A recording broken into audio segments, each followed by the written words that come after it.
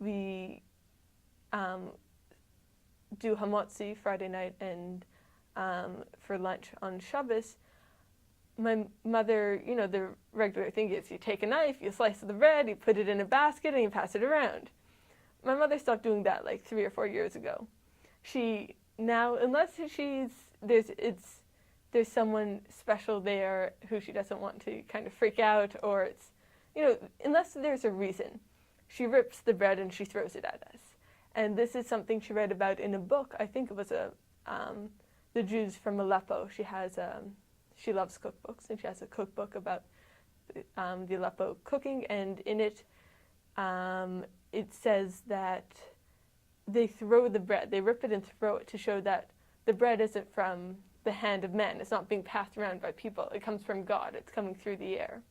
And that's something that really means, in itself, the statement, it's nice. But the fact that my mom did it, and it's something distinct that our family does, that means a lot to me.